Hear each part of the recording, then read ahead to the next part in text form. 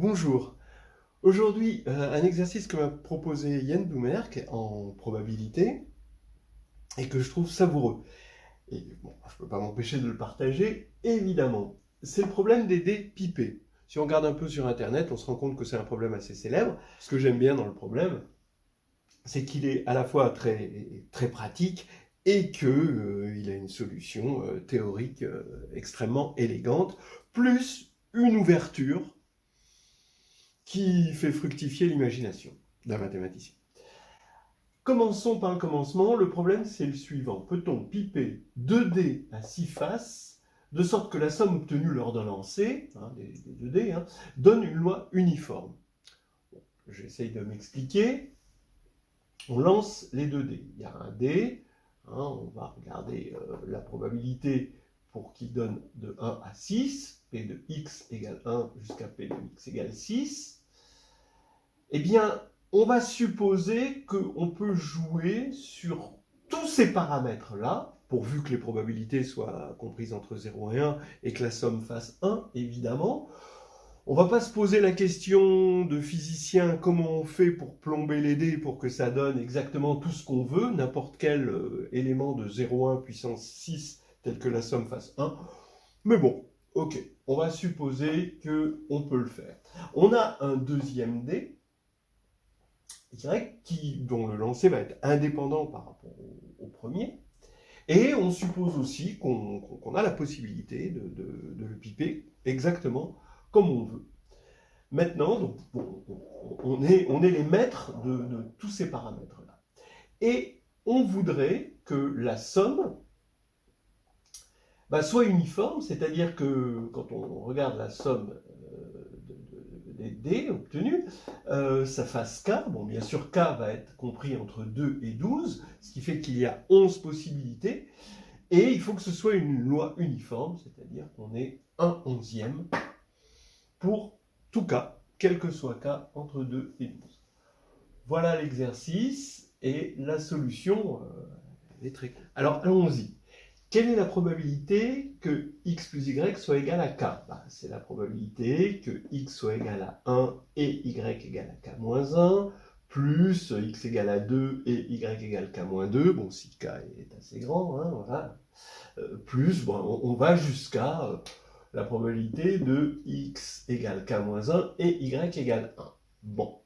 Alors, pour des raisons, on va dire, pratiques, même si ce n'est pas très esthétique, on va poser P0, la probabilité pour que x soit égal à 1, donc que le d sorte un 1, et P5, jusqu'à P5, la probabilité pour que x donne un 6. Donc bon, on fait juste un décalage, vous allez voir pourquoi. Pareil, y égale 1, ce sera Q0, y égale 2, ce sera Q1, et y égale 6, ce sera Q5. Bien, ce qui fait que maintenant, cette formule-là, si j'ajoute à ça l'indépendance des 2 dés, eh bien ça va me donner que cette probabilité, c'est P0 QK-1 plus P1 QK-2 jusqu'à PK-1 Q0. Et ça, d'accord, on voudrait que quel que soit K, ce soit égal à 1 onzième. D'accord? Alors maintenant, ce qu'on reconnaît ici, c'est un produit de Cauchy, donc c'est le moment de dégainer des polynômes. En fait, finalement, on peut dire, vous voyez, comme dans la combinatoire, vous avez des séries génératrices qui nous permettent de parler de combinatoire, et bien, dans les probabilités, ici, vous avez aussi des séries génératrices. Mais là, comme il y a un nombre fini de possibilités, c'est plus des séries, c'est des polynômes. Donc, on a une notion de polynôme générateur. Et ce qui se passe exactement avec ces polynômes, et ça faut bien photographier ça, c'est que si je pose grand P, le polynôme générateur pour le premier D, et Q pour le second D, eh bien, puisqu'on a un produit de Cauchy, ça veut dire que quand je vais écrire P fois Q, à chaque fois, j'aurai un onzième. D'accord ? Alors, bien sûr, là ici, le décalage se fait de 2, puisqu'on a fait un décalage de 1 deux fois, on va avoir des possibilités de 0 à 10. Et donc ici, on va avoir P fois Q égale 1/11 de 1 plus x puissance 10. Voilà. Hein. Donc, on a ici un produit de polynômes qui va donner, évidemment, on a deux polynômes de degré 5, leur produit fait un polynôme de degré 6, mais les coefficients sont tous égaux, par hypothèse, et ils sont égaux à 1/11. C'est pas si important que ce soit égal à 1/11, regardez ce qui va se passer. Ici, on reconnaît 1/11 de, ici, c'est x11 moins 1 sur x moins 1. Au passage, on reconnaît le polynôme cyclotomique phi11, mais on ne va pas partir sur les polynômes cyclotomiques. C'est des propriétés arithmétiques dont on n'a pas besoin. Hein, on va utiliser d'autres arguments. Et pourquoi c'est impossible? Parce que ce polynôme est de degré 5, il est réel de degré 5, il a forcément une racine réelle, celui-ci aussi, il a une racine réelle. Donc si on avait cette égalité, on aurait au moins deux racines réelles, alors qu'ici, ce sont les racines 11e de l'unité auxquelles on a enlevé 1, et comme 11 est impair, on sait qu'il n'y a pas de racine réelle, aucune racine réelle, et donc, c'est pas possible. Voilà, c'est terminé. Mais non, c'est pas fini, parce que notre cerveau de mathématicien ne peut pas s'arrêter là. Est-ce qu'on peut piper, alors on va dire, allez, ND à M face, alors, au moins, hein, dans ce problème-là, on va supposer que les ND ont le même nombre de faces. Après, ça deviendrait un peu compliqué. Bon, voilà. De sorte que la somme obtenue lors d'un lancer donne une loi uniforme. Allez, c'est un deuxième exercice. Bon, là, celui-ci, dans le cas général, il est chaud. Il faut regarder des parités. Il y a des parités qui sont simples et d'autres parités qui sont moins simples. Et là, pour la petite histoire, bon, il y a une parité que je n'ai pas trouvée et que Yann est venu à mon secours. Merci à lui. Alors, ceux qui ont bien suivi la première preuve n'ont pas eu de mal à généraliser au cas où M, le nombre de faces, est pair. C'est-à-dire c'est la parité de 6, tout à l'heure, qui a fait que les polynômes étaient de degré 5 et donc de degré impair, et donc ils avaient tous une racine réelle, ce qui rentrait en contradiction avec les racines de l'unité, et il n'y en a pas beaucoup des réels. Une fois qu'on a enlevé 1, il y en a au max 1. C'est moins 1. Ok, alors donc si M est pair, on va faire pareil, on a des D qui vont donner des variables aléatoires x indice i de 1 à n, puisqu'il y a nd. On écrit les probabilités comme ça, P0, P1, PM-1 avec un indice supérieur I.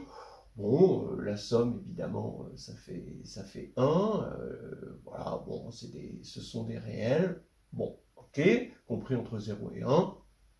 Bon, et ce qui va se passer, c'est que la somme des ND va être donnée, le polynôme de cette variable-là va être donné par le produit des polynômes. Vous généralisez, hein. Vous allez avoir P1 jusqu'à Pn. Eh bien, ça va faire cette constante uniforme, hein, fois 1 plus x jusqu'à x puissance mn moins n. Voilà. Et c'est-à-dire, c'est alpha, facteur de x puissance mn moins n plus 1 moins 1 sur x moins 1, qui... Bon, alors, là maintenant, je vais dire que ce sont des racines énièmes de l'unité, donc des racines réelles, une fois qu'on a enlevé 1, il n'y a que moins 1, ou pas, selon la parité ici, mais on va dire qu'il y a au plus une racine réelle. Donc là, on a le produit de n polynômes. Ils sont tous de degré, ici, impair. Voilà, puisque moins 1 est impair, parce que n est pair. Donc, il y a forcément au moins n racines réelles. Ces racines sont forcément distinctes. Et il y en a n. Alors bien sûr, on prend n strictement supérieur à 1, parce que 1D, on peut toujours. Et il suffit en plus de ne pas le piper, et on a quelque chose d'uniforme. Donc vraiment, voilà, pour n égale 1, c'est normal hein, que le cas n égale 1 intervienne avec une possibilité. C'est-à-dire que pour n égale 1, on aurait ici une racine réelle, et là une racine réelle, donc 1 partout, la balle au centre. Hein. Donc ici, vous avez n racines réelles, n strictement supérieur à 1, et là, au plus une racine réelle. Voilà. Contradiction. Donc, on ne peut toujours pas piper les dés hein, pour m pair, le nombre de faces. Ok. Alors maintenant, on va regarder m impair. Je vais mettre du suspense sur la dernière étape. Là, je vous fais le cas m impair et n pair. Après, on verra que m impair peut être résolu avec une méthode sans faire de sous-cas, voilà, proposée par Yann. Mais au moins celle-là, je l'avais, puis elle est facile. Alors je la propose. Donc on y va. On a encore une fois le produit de deux cas, cette fois-ci polynôme, qui est égal à ce polynôme dont tous les coefficients sont égaux. Ces polynômes, comme m est impair, sont tous de degré pair. Donc on ne peut pas balayer ça d'un revers de manche en disant ils ont des racines réelles, puisqu'a priori, ils pourraient ne pas en avoir. Bien, alors cette fois-ci, ce qu'on va faire, c'est jouer sur le fait qu'on a un nombre pair de polynômes, et je vais le regrouper en, ici, par exemple les cas premiers, ici, le produit, j'appelle le polynôme R, et là, le polynôme R'. Donc j'ai R et R', d'accord, des polynômes qui vont être de degré Km moins K, que je vais appeler T, T égale Km moins K, le degré des polynômes communs, et ici avec les coefficients petit ri et R'I. Bien. Les Ri sont tous positifs. Ça va compter. Hein, parce que c'est un produit de polynômes à coefficient positif. Voilà. Alors, on voit bien que R0, R'0 égale alpha. RT, donc voilà, maintenant je regarde les termes de plus haut degré. RT, R'T égale alpha aussi. T, je vous rappelle, c'est Km moins K. C'est le plus haut degré. Et maintenant, je vais regarder le degré du milieu. C'est-à-dire le degré T, finalement, de ce polynôme, de degré de T. Donc le degré T, ça va faire R0, R'T, plus R1, R'T moins 1, jusqu'à RT, R'T0. Et ça vaut alpha aussi. Alors maintenant, en particulier, comme tous les coefficients sont positifs, j'ai R0, R'T, plus RT, R'0, qui est là et là, d'accord ? Ça va être inférieur ou égal à alpha. Bien. Donc, ce qui veut dire, maintenant, je récupère R'0, ici, ça fait alpha sur R0. Bon, alpha est non nul, hein, donc tout ça, tout le RI ici, pour 0 et pour T, en tout cas, c'est non nul. Donc ici, je vais avoir R0 fois R'T, mais R'T c'est alpha sur RT, plus RT sur R0 alpha, pour lui, d'accord? Donc on a RT et R'0, c'est alpha sur R0, voilà, inférieur à alpha. Je simplifie par alpha qui est évidemment non nul. Et je pose x égale R0 sur RT. Et je me rends compte que x, alors alpha est positif, hein, évidemment, x plus 1 sur x est inférieur ou égal à 1.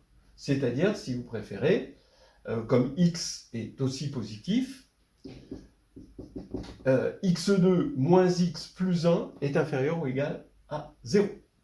Voilà, j'ai juste multiplié par x. Donc ça nous fait un trinôme négatif, alors que son discriminant est strictement négatif et que le coefficient ici, c'est positif. Donc ça, c'est pas possible. Donc on vient de montrer qu'on ne peut pas piper ND à M face.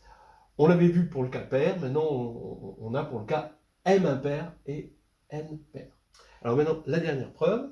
Alors je vais expliquer la preuve de Yann Doumerc et je vais aussi expliquer pourquoi je la trouve jolie, pourquoi je l'aime. Alors allons-y pour cette preuve. On a M impair et N strictement supérieur à 1. On part du fait qu'on a ces polynômes-là, un produit de polynômes, de n polynômes, qui est égal à alpha, facteur de 1 plus x plus etc. plus x puissance mn moins n. Bien.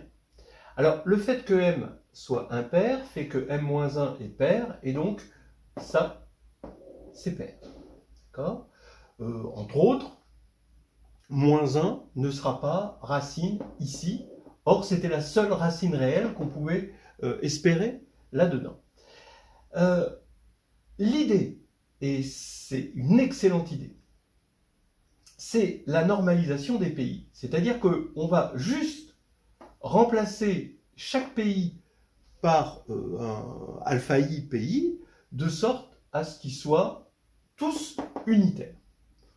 Donc on va remplacer ici, quitte à multiplier par le produit des alpha i, un produit de pi tilde, qui va être égal à un polynôme proportionnel à ce polynôme-là, mais étant donné qu'ils sont tous unitaires, eh bien le produit est encore unitaire, et donc la constante de proportionnalité, ça va être 1, ici.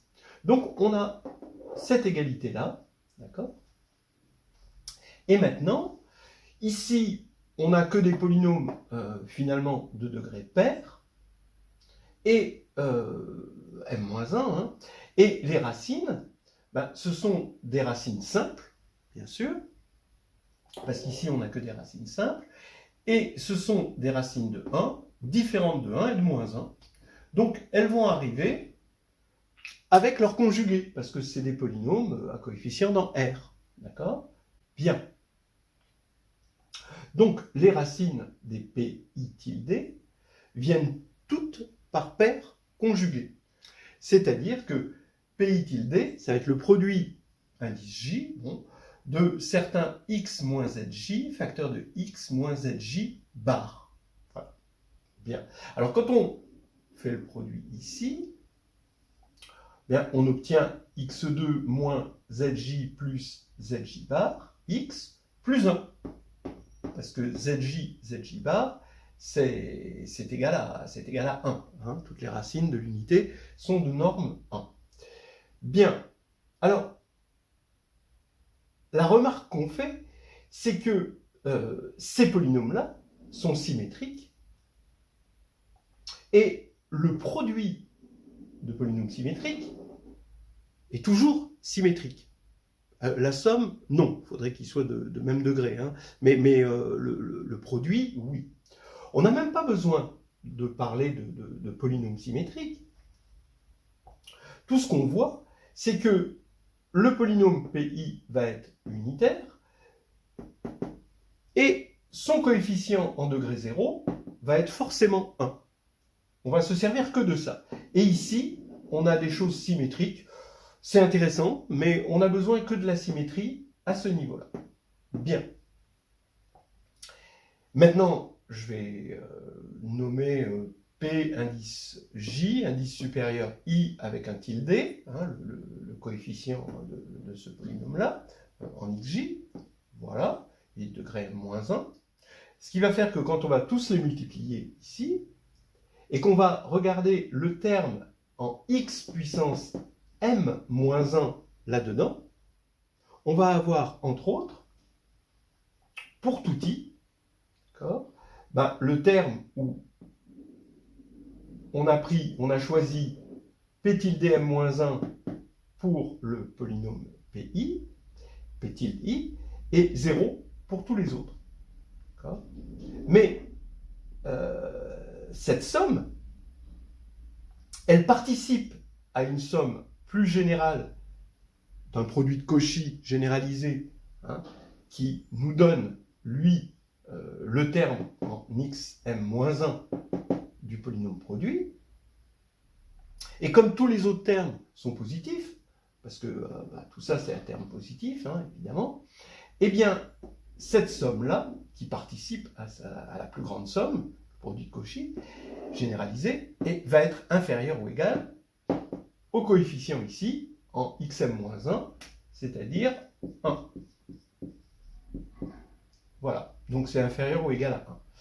Mais comme ici on n'a que des 1, ici on n'a que des 1, d'après ce qu'on a vu tout à l'heure, ici on a un 1, donc ça fait n qui est inférieur ou égal à 1. Or on avait dit n strictement supérieur à 1. Voilà, c'est terminé, et on a montré la contradiction. J'aime bien cette preuve, pourquoi? Parce que c'est quelque chose de général en mathématiques, de normaliser pour obtenir de la symétrie. Ça, c'est quelque chose qu'on retrouve un petit peu partout. Je vais vous donner un exemple de normalisation qui apporte de la symétrie dans un autre domaine des mathématiques. Vous partez, par exemple, d'une forme quadratique définie positive. Vous prenez une base qui n'est pas, a priori, orthonormée. Donc, la matrice de Q, ça va être S, qui va être une matrice symétrique définie positive, mais qui ne va pas être l'identité. Alors, les matrices qui respectent la forme quadratique dans cette base vont vérifier M transposé SM est égal à S. Et donc ça va être des matrices de O de Q dans une base E qui n'est pas forcément orthonormée. Eh bien, là, évidemment, on a un groupe, puisque c'est un stabilisateur pour une action. Et ici, ce groupe n'est pas stable par la transposée. Vous pouvez essayer de trafiquer cette formule comme vous voulez. Le fait que M appartienne à O de Q n'implique pas que M transposé appartient à O de Q. C'est-à-dire qu'il n'y a pas de symétrie. C'est pour ça qu'il faut normaliser. Si vous prenez S égale identité, alors là, on retrouve le bon vieux groupe orthogonal ON. On a finalement normalisé dans l'orbite des matrices symétriques définies positives, on a normalisé S en l'identité. Et là, cette fois-ci, on montre qu'on a quelque chose qui est stable par la transposée, donc qui possède une certaine symétrie. La transposée va agir comme quelque chose de symétrique, puisque la transposée, quand on le fait deux fois, on retombe sur nos pattes, c'est l'identité. Voilà, donc ça c'est un petit exemple qu'on retrouve, et ça on s'en sert très très souvent, le fait que ON est stable par transposée. Voilà en gros ce que ça m'inspire, cette méthode. En gros, pensez à normaliser un problème pour tirer des informations de type symétrie, qui sont, vous le voyez, précieuses. Voilà, en conclusion, on ne peut pas piper ND, n strictement supérieur à 1, à M face en général, de sorte à ce que la somme obtenue soit uniforme. Même si on veut tricher, d'accord, même si on a des caprices, eh bien, la factorisation des polynômes fait que on se rend compte que nos caprices ont une limite.